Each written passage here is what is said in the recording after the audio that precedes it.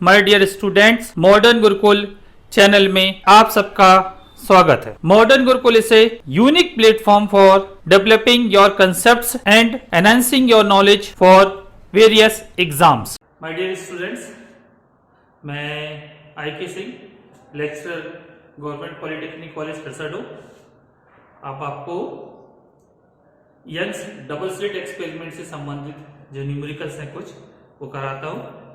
तो चलिए साथ में आप मेरे न्यूमेरिकल करिए, लेकिन इसके पहले हम एक बार शॉर्ट में उसके फार्मूले को देख लेते हैं और इसके बाद में हम इससे संबंधित न्यूमेरिकल करेंगे। तो यंग्स के डबल स्लिट प्रयोग में एक्सपेरिमेंट में आप लोगों ने फ्रिंज विड्थ का डेरिवेशन किया था, फ्रिंज की चौड़ाई का एक्सप्रेशन निकाला था। तो फ्रिंज की चौड़ाई आपको ये प्राप्त हुई थी beta equal to lambda D upon small d मिलती है, जहां पर बीटा फ्रिंज की चौड़ाई है, लैम्डा प्रकाश की तरंगदैर्घ्य है या वेवलेंथ है, डी स्क्रीन की स्लिट से दूरी थी, स्मॉल डी स्लिट की चौड़ाई थी, दोनों स्लिटों के बीच की दूरी थी। इसमें हमने ये देखा था कि यदि हम इस पूरे उपकरण को कुछ विभिन्न कंडीशंस हम देख लेते हैं। तो पहली कंडीशन देखी थी हमने, यदि हम इस पूरे इंस्ट्रूमेंट को यथावत रखते हुए, सेम रखते हुए इसको किसी ऐसे मीडियम में ले आते हैं जिसका रिफ्रैक्टिव इंडेक्स या अपवर्तनांक म्यू है। तो म्यू अपवर्तनांक वाले, अपवर्तनांक मींस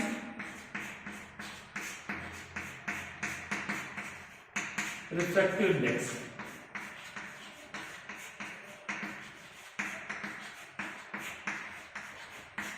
वाले माध्यम यानी मीडियम में यदि हम इस सिस्टम को ले जाते हैं तो क्या होता है, कैपिटल डी सेम रहेगा, स्मॉल डी सेम रहेगा, केवल लैम्डा में चेंजेस आते हैं। तो आपको रिलेशन मालूम है ये कि म्यू बराबर होता है lambda in air upon lambda in medium. ये रिलेशन आप पहले से पढ़ चुके हैं। तो यदि हम इससे लैम्डा इन मीडियम निकाल लेते हैं तो फॉर्मूला जाता है lambda in air upon mu. Mu क्या है इसका, मीडियम का रिफ्रैक्टिव इंडेक्स हो गया। तो यदि हम इस फ्रिंज विड्थ की बात करते हैं, fringe width beta in air, तो फॉर्मूला क्या हो जाएगा इसका, लैम्डा इन एयर बाकी कैपिटल डी जो भी तो रहेगा और स्मॉल डी जो भी तो रहेगा। और हम मीडियम की बात करेंगे तो बीटा इनसाइड द मीडियम, माध्यम के अंदर, बीटा की वैल्यू कितनी आएगी यहाँ पर, लैम्डा एम, कैपिटल डी जो भी तो रहेगा, स्मॉल डी भी सेम रहेगा। इन दोनों को यदि हम डिवाइड कर देते हैं तो डिवाइड करने पर हमको क्या मिलेगा, beta a upon beta in medium equal to क्या मिलेगा, जब दोनों को डिवाइड करेंगे तो डी कैपिटल डी से स्मॉल डी से कैंसिल होगा और आपको मिलेगा सीधे lambda a upon lambda m. जैसे भी हम मीडियम में निकालना चाह रहे हैं तो बीटा एम इक्वल टू जाएगा, इस तरफ ही चला जाएगा और बाकी सब इधर, तो lambda m to upon lambda a into beta in air. इसको हम इस प्रकार से लिख सकते हैं, beta in medium equal to क्या है, देखिए lambda m upon lambda a. हमको ये मालूम है lambda a upon lambda m है म्यू, तो lambda m upon lambda a क्या हो जाएगा, 1 अपॉन म्यू होगा। तो इसको ले लेते हैं 1 अपॉन म्यू और बीटा इन एयर।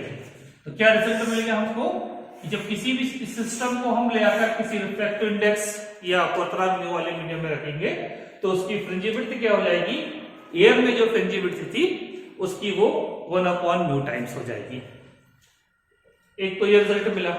साथ ही साथ इस फॉर्मूले से हम क्या निकाल सकते हैं, beta proportional to lambda, beta proportional to D, यानी बीटा तरंगदैर्घ्य लैम्डा के समानुपाती होता है, दोनों स्लिटों से पर्दे के बीच की दूरी के समानुपाती होता है। और स्मॉल डी के कैसा होता है, बीटा इनवर्सली प्रोपोर्शनल होता है ना, उसके विड्थ समानुपाती होता है। इसका अर्थ हो गया कि यदि हम तरंगदैर्घ्य बढ़ाएंगे, वेवलेंथ इंक्रीज करेंगे तो फ्रिंज विड्थ भी क्या हो जाएगी, बढ़ जाएगी। तो यदि सेम सब कुछ रखते हुए लाल कलर के लिए और बैगनी कलर के लिए या नीले कलर की हम बात कर लें रेड और ब्लू कलर के लिए भी एक्सपेरिमेंट को परफॉर्म करेंगे तो हमको ये मालूम है कि लैम्डा आर कैसा होता है, लैम्डा ब्लू से या वॉलेट लैम्डा ब्लू से अधिक होता है ना। लाल कलर की तरंगदैर्घ्य ज्यादा होती है, ब्लू कलर की तरंगदैर्घ्य कम होती है, इसलिए क्या होगा बीटा भी रेड कलर के लिए जो बनेगी फ्रिंज उसकी चौड़ाई कैसी होगी, ब्लू कलर के लिए जो फ्रिंज विड्थ आएगी उससे वो अधिक होगी। यानी कहने का अर्थ यह है कि जिस कलर की तरंगदैर्घ्य ज्यादा होगी उसकी फ्रिंज की चौड़ाई उतनी अधिक होगी। साथ ही साथ हम यदि स्लिट से पर्दों के बीच की दूरी को बढ़ा देते हैं तो फ्रिंज की चौड़ाई क्या होगी, बढ़ जाएगी। और तीसरा फैक्ट हम देखते हैं कि यदि हम दोनों स्लिटों के बीच की दूरी को कम कर देंगे तो फ्रिंज विड्थ क्या होगी, इंक्रीज हो जाएगी। चलिए अब हम इस पे बेस कुछ न्यूमेरिकल करके देखते हैं। ये रहा हमारा पहला क्वेश्चन है। क्वेश्चन में क्या दिया है कि यंग के प्रयोग में दो स्लिटों के बीच की दूरी 0.03 सेंटीमीटर है। दोनों स्लिटों के बीच की दूरी यानी कि स्मॉल डी की वैल्यू कितनी दी हमको, 0.03 सेंटीमीटर दी गई हमको। साथ ही साथ हमको क्या दिया गया है, हमें दिया गया है स्लिट से 1.5 मीटर की दूरी पर रखे पर्दे पर, यानी पर्दे की दूरी दी है हमको 1.5 मीटर, ये दिया हुआ है। और आपको ये दिया है कि चौथी दीप्त फ्रिंज है कि n इक्वल टू क्या 4, सेंट्रल वाली फ्रिंज से, सेंट्रल की जो ब्राइट फ्रिंज है उससे उसकी दूरी है 1 सेंटीमीटर। क्या दिया आपको, इसी की देख लेते हैं कि स्लिट की चौड़ाई दी है 0.03 सेंटीमीटर, स्लिट से पर्दे की दूरी है 1.5 मीटर, चौथी ब्राइट फ्रिंज, कौन सी फ्रिंज है, ब्राइट फ्रिंज है ना, चमकीली फ्रिंज है। चौथी ब्राइट फ्रिंज या दीप्त फ्रिंज की दूरी कितनी है सेंट्रल फ्रिंज से, 1 सेंटीमीटर है। तो आपको प्रकाश की तरंगदैर्घ्य लैम्डा का मान आपको निकालना है। हमारे पास में फॉर्मूला आ जाता है कि हम सीधे सीधे लगाते हैं कि yn equal to n lambda D upon small d. यदि इस फॉर्मूले का यूज करेंगे तो हमको क्या मिल जाएगा, चौथी ब्राइट फ्रिंज की स्थिति मिल जाएगी। इससे हम लैम्डा की वैल्यू को कैलकुलेट कर सकते हैं कुछ इस तरह से। लैम्डा इक्वल टू इससे हम निकाल लेंगे yn into D upon, lambda निकालना है तो क्या होगा, लैम्डा को छोड़ के yn इंटू डी अपॉन में n इंटू डी आएगा। अब हम इसकी कैलकुलेशन कर लेते हैं। तो लैम्डा इक्वल टू क्या मिलेगा हमको, yn कितना दिया हमको 1 सेंटीमीटर, तो 1 लिख लेते हैं इसको, इंटू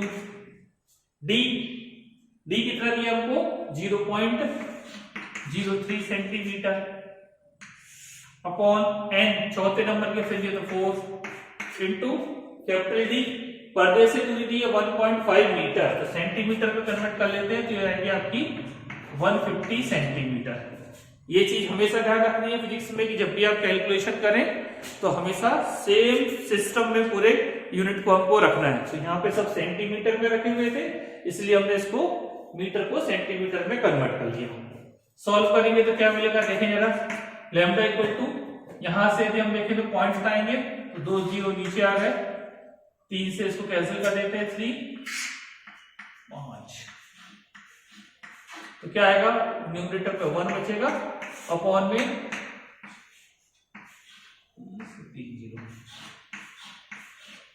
तो लैम्डा इक्वल टू आ गया इतने सेंटीमीटर आएगा, क्योंकि हमने सबको सेंटीमीटर में रखा था। थोड़ा सा और इसको कैलकुलेट करने के लिए, अब देखिए इसको डिवाइड करने से बेटर है कि हम इसको 5 से मल्टीप्लाई कर लेंगे। 5 से मल्टीप्लाई करेंगे तो न्यूमरेटर में 5 आ गया, और यहां पर भी क्या होगा, 1 2 3 4 जीरो तो जो भी थे, और जैसे आपने 5 से मल्टीप्लाई किया तो 5 2 10 हो गया। ऐसा करने से हमारी कैलकुलेशन थोड़ी सी आसान हो जाती है। इतने सेंटीमीटर आ गया, तो लैम्डा इक्वल टू हम ले सकते हैं 5 into 10 to the power 1 2 3 4 5 minus 5 centimetre. ये इसकी तरंगदैर्घ्य आ गई, वेवलेंथ आ गई। आप चाहो तो इसको एंगस्ट्रॉम में भी कन्वर्ट कर सकते हो। उसके लिए आपको रिलेशन पता होना चाहिए कि 1 एंगस्ट्रॉम इक्वल टू होता है 10 टू दी पावर -8 सेंटीमीटर, क्योंकि ये सेंटीमीटर में है तो ये -5 है तो उसको -8 में कन्वर्ट करना है। तो यहाँ पर हम 3 जीरो इंक्रीज करेंगे तो यहाँ पे पावर -8 में कन्वर्ट हो जाएगी। हम ऐसा लिख सकते हैं lambda equal to 5000 into 10⁻⁸ centimetre लिखेंगे, या इसको हम लिख सकते हैं 5000 एंगस्ट्रॉम। इस तरह से हमारा क्वेश्चन कंप्लीट होता है।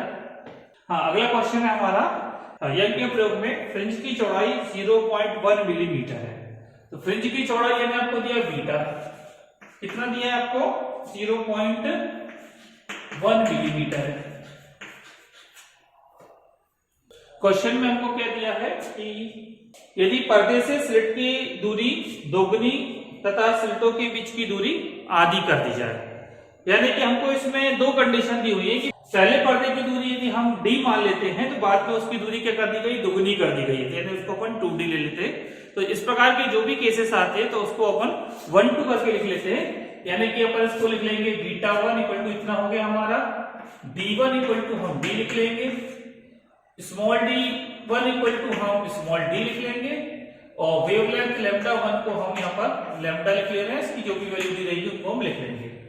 साथ ही साथ हमको क्या दिया रहेगा β2, ये हमको निकालना है, और d2 क्या कर रहा है वो, उन्होंने क्या बताया क्वेश्चन में क्या लिखा है कि यदि पर्दे की दूरी दुगनी कर दी है, तो दुगनी कर दी है तो इसको 2d लिख लेंगे हम। फिर क्या लिखा था कि स्लिट की चौड़ाई को आधा कर देते हैं, तो इसका अर्थ है d2 को हमको क्या लिखना पड़ेगा, d/2 लिख लेंगे हम इसको, और वेवलेंथ उन्होंने क्या लिखा है λ2 के लिए कंडीशन नीचे क्या लिखी है कि उन्होंने वेवलेंथ को चेंज करके, वेवलेंथ कितनी दी शुरू में 6400 एंगस्ट्रॉम, इससे चेंज करके क्या कर दे रहे हैं हम इसको 4000 एंगस्ट्रॉम कर दे रहे हैं। इस कंडीशन में हमको फ्रिंज विड्थ कितनी होगी ये हमको निकालना है। तो रिलेशन क्या हमारा, फिर फॉर्मूला लिखते हैं, बीटा इक्वल टू फॉर्मूला होता है lambda d upon small d। इसको यदि हम एक्सपेंड करना चाहेंगे तो हम इसको ऐसा लिख सकते हैं डायरेक्ट, β1 अपॉन β2 इक्वल टू क्या लिखेंगे, लैम्डा न्यूमरेटर में है तो λ1 अपॉन λ2 लिखेंगे, d ऊपर है तो d1 अपॉन d2 लिखेंगे, और स्मॉल d नीचे है तो यहां से हम डिनोमिनेटर में d1 और न्यूमरेटर में d2 लिखेंगे, यानी फाइनली हम d2 अपॉन d1 लिखेंगे। इसमें ये सब वैल्यू हम यहाँ पर पुट करके कैलकुलेट करते हैं। कैलकुलेट करेंगे तो क्या मिलेगा, देखिए λ1 यानी कि 6400 एंगस्ट्रॉम है, इनटू, अब ये दोनों सेम यूनिट में है और रेशियो में है, इसलिए हमने यहाँ पे इनको कन्वर्ट करने की आपको कोई जरूरत भी नहीं रहेगी। चलिए d1 यानी कि हमने क्या लिखा था, d लिख लेते हैं, और d2 मीन्स कितना हमने सपोज किया d/2, इसको यहाँ पे d/2 कर देते हैं। यहाँ पर λ2 यानी कितना हो गया आपका 4000 एंगस्ट्रॉम है। फिर d2 मीन्स कितना है आपका 2d है, यहाँ 2d लिख लेते हैं। अच्छा d1 बचा, d1 की जगह में हम d लिख लेंगे और इसको कैलकुलेट कर लेंगे। तो ये d से d कैंसिल, स्मॉल d से स्मॉल d कैंसिल हो गया, और 2 जीरो से हम 2 जीरो को भी कैंसिल कर देना है। इसको कैलकुलेट करेंगे तो देखो कितना आता है हमारा, इक्वल टू 2 2 सा 4 4 16 16 से 64 गया तो 4, तो 4/10 यानी कि आ गया 0.4। इससे हमको क्या मिलेगा, β1 अपॉन β2, β1 की वैल्यू पुट करें तो हो गया 0.1 अपॉन β2 इक्वल टू आ गया 0.4। इससे हम क्या लिख सकते हैं, β2 की वैल्यू निकाल सकते हैं, तो β2 इक्वल टू क्या निकल जाएगा 0.1 अपॉन 0.4, पॉइंट से पॉइंट कैंसिल तो आ गया 1/4। ये मिलीमीटर में है तो आंसर भी हमारा यहाँ पर क्या आएगा मिलीमीटर में, या इसको लिख देंगे 0.25 मिलीमीटर। नेक्स्ट क्वेश्चन क्या है, इसमें आपको क्या दिया है कि ये मोनोक्रोमेटिक लाइट है, एक वर्णी लाइट है, इसकी वेवलेंथ आपको दी है 6000 एंगस्ट्रॉम दी है, और दोनों स्लिटों के बीच की दूरी आपको दी है, दोनों स्लिटों के बीच की दूरी स्मॉल d आपको दी हुई है कितनी 1 मिलीमीटर गिवन है आपको, और पर्दे की दूरी यानी कि डिस्टेंस ऑफ द स्क्रीन कितना दिया आपको 25 सेंटीमीटर दिए। आपको जो फ्रिंज बन रही है उसकी चौड़ाई निकालना है या मीटर निकालना है। तो बिल्कुल सिंपल सा क्वेश्चन है। तो बीटा इक्वल टू फार्मूला होता है lambda D upon small D. इसमें वैल्यू पुट करके हम कैलकुलेट कर लेते हैं, आंसर निकल जाएगा। तो बीटा इक्वल टू क्या होगा।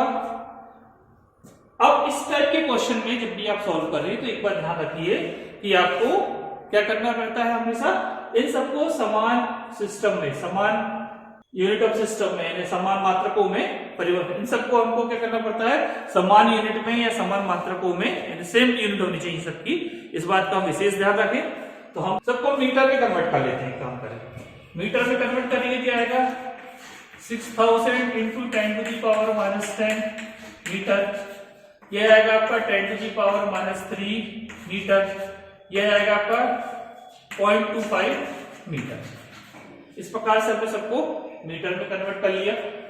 तो वैल्यू पुट करें तो लैम्डा की जगह में कितना आएगा यहाँ पे 6000 into 10 to the power -10 into capital D कितना दिया 25 सेंटीमीटर, 25 सेंटीमीटर यानी कि 0.25 मीटर अपॉन में स्मॉल डी यानी 1 मिलीमीटर यानी 10 टू दी पावर -3। तो इसको हम सॉल्व करेंगे तो क्या आएगा, क्या लिख सकते हैं इसको, यहां से पॉइंट हटाते हैं तो 2 जीरो नीचे आ गए 100। ये 2 जीरो से ये 2 जीरो कैंसिल हो जाते हैं और हम केवल पावर का कैलकुलेशन करते हैं। तो कितना आएगा देखिए 6 बचा क्या यहाँ पे 60 into 25 into 10 to the power -10, -3 ऊपर गया तो -7। इसको हम क्या लिख लेंगे 25 इंटू 6 150 है ना, और ये जीरो पहले से है into 10 to the power -7। Answer आ रहा है हमारा मीटर में। या इसको हम लिख सकते हैं, यहां से पॉइंट हटाते हैं कितना आएगा, यहाँ पॉइंट लगेगा तो 3 जीरो और कैंसिल होंगे तो आपका आएगा 1.5 into 10 to the power minus, यहाँ पॉइंट लगाने तो 3 यहाँ कैंसिल होंगे तो -4 मीटर। या मिलीमीटर में कन्वर्ट करेंगे तो कितना आएगा ये, इसको हम ऐसा भी लिख सकते हैं 0.15 into 10 to the power -3 metre यानी कि 0.15 मिलीमीटर। तो ये हमारा आंसर होगा। अगला क्वेश्चन हमारा कि एक संकीर्ण स्लिट से निकला प्रकाश 2 समांतर स्लिटों से गुजरता है जिनके बीच की दूरी कितनी दी है हमको 0.20 मिलीमीटर। तो यानी ये हमको क्या दिया हुआ, स्मॉल डी दिया हुआ है, कितना 0.20 मिलीमीटर दी है हमको। और पर्दे की दूरी कितनी दी है हमको 100 सेंटीमीटर। तो कैपिटल डी बराबर हमको दिया है 100 सेंटीमीटर। फिर क्या लिखा है उसमें लिखा है कि 2 क्रमिक अदीप्त फ्रिंजों के बीच की दूरी यानी कि distance between 2 consecutive dark fringe कितना दिया है आपको 2 मिलीमीटर दिया है ना। Distance between 2 consecutive dark fringe 2 millimetre दिया यानी क्या होगा, ये बीटा हो गया। तो बीटा बराबर कितना दिया आपको 2 मिलीमीटर दिया है। आपको वेवलेंथ लैम्डा को निकालना है। तो फार्मूला क्या रहेगा आपका बीटा का, बीटा इक्वल टू फार्मूला होता है lambda D upon small D. इससे लैम्डा इक्वल टू कितना आएगा बीटा डी अपॉन डी। तो हम वैल्यू पुट करते हैं। एक ही प्रिकॉशंस रखनी है कि सबको हमको सेम यूनिट में कन्वर्ट करके रखना है। तो हम यहाँ पर कैलकुलेट करते हैं। बीटा कितना दिया हमको 2 मिलीमीटर, इसको लिख देते हैं 2 into 10 to the power -3 metre. यदि 100 सेंटीमीटर है इसको 1 मीटर लिख लेते हैं और इसको भी लिख लेते हैं 0.20 into 10 to the power -3 metre. अभी सब वैल्यूज को हम यहाँ पे रखते हैं, सब मीटर में हो गई। तो कितना आएगा beta, beta 20 2 into 10 to the power -3 into small d यानी कि 0.20 into 10 to the power -3 upon में डी यानी कि 1। तो कैलकुलेट करेंगे कितना आएगा, ये पॉइंट हटाए तो 2 जीरो नीचे, इस जीरो से जीरो कैंसिल। अब ये कितना हो गया 2 2 जा 4 इंटू -3 हो गया -6 और ये वाला जीरो ऊपर जाएगा तो -7 इतने मीटर। तो इसको हम क्या लिख लेंगे 4000 एंगस्ट्रॉम। ये हमारा आंसर आ गया। तो जो लाइट है उसकी वेवलेंथ कितनी थी? 4000 एंगस्ट्रॉम थी। इसके सेकंड पार्ट में कह दिया है कि यदि हम वेवलेंथ 4000 की जगह में 6000 एंगस्ट्रॉम कर देते हैं तो बीटा में क्या चेंजेस आएंगे। क्या क्वेश्चन दिया हमको कि लैम्डा में 4000 की प्लेस पे कितना कर दे रहे हैं? वो 6000 कर दे रहे हैं। तो उसको हम करके देखते हैं। यहाँ पर क्वेश्चन में हमने इसको कैलकुलेट करके क्या निकाला था? वेवलेंथ 4000 एंगस्ट्रॉम निकाला था। क्वेश्चन में उन्होंने कहा है कि यदि हम इस 4000 को किससे रिप्लेस कर देते हैं? 6000 एंगस्ट्रॉम से रिप्लेस कर देते हैं तो बीटा की वैल्यू क्या होगी, ये पूछ रहे हैं। तो इसको हम क्या कर लेंगे? बीटा 1 सपोज कर लेंगे, इसको लैम्डा 1 सपोज कर लेंगे, इसको बीटा 2 को निकालना है और ये हमारा लैम्डा 2 हो जाएगा। फॉर्मूला फिर से क्या आपको मालूम है कि जो बीटा होता है वो डायरेक्टली प्रोपोर्शनल टू लैम्डा होता है। इससे हम लिख सकते हैं beta 2 upon beta 1 equal to lambda 2 upon lambda 1। या इससे हम क्या लिख सकते हैं?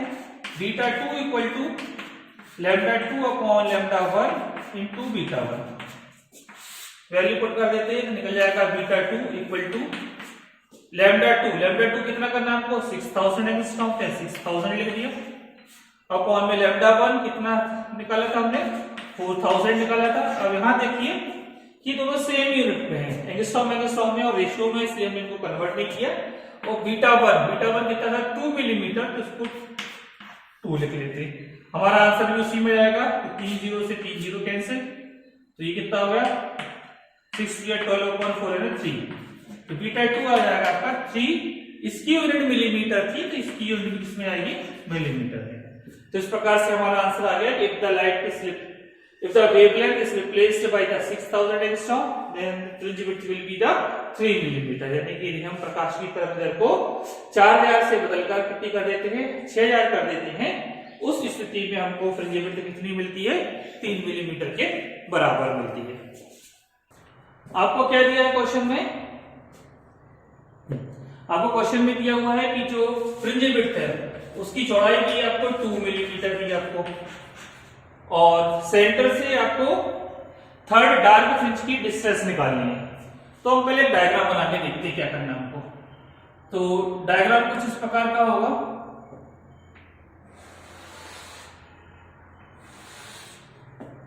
आप सबको मालूम है कि व्यतिकरण के प्रयोग में सारी फ्रिंजें कैसी होती है? समान चौड़ाई की होती है। तो इस प्रकार से हम इसमें समान चौड़ाई की फ्रिंजें बना ले रहे हैं। मान लीजिए कि ये सेंटर वाली ब्राइट फ्रिंज है, तो फिर यहां पर क्या मिलेगी आपको? ये डार्क फ्रिंज मिलेगी, फिर ये डार्क फ्रिंज मिलेगी, फिर ये डार्क फ्रिंज मिलेगी, है ना? ये क्या सी हो गई? डार्क वाली फ्रिंज हो गई, काली फ्रिंज कहेंगे इसको। ये ब्राइट, ये डार्क, ये ब्राइट, ये डार्क, इस प्रकार से फ्रिंजें मिलेगी। तो ये सेंटर वाली हो गई, ये पहली वाली डार्क फ्रिंज है, ये दूसरी वाली डार्क फ्रिंज है ना? तो और ये तीसरी वाली डार्क फ्रिंज है। तो आपको क्या करना है? सेंटर वाली ब्राइट फ्रिंज से यहां से क्या करना है? इसकी डिस्टेंस को निकालना है। तो कितनी हो जाएगी वो? ये दूरी के बराबर हो जाएगी। ये एक फ्रिंज विड्थ, ये दूसरी, और ये कितनी? आधी। तो कुल मिला के आपको क्या हो गया कि आपको 2.5 बीटा की वैल्यू निकालनी है। क्वेश्चन में क्या कहा गया है कि 2.5 बीटा की वैल्यू कितनी होगी?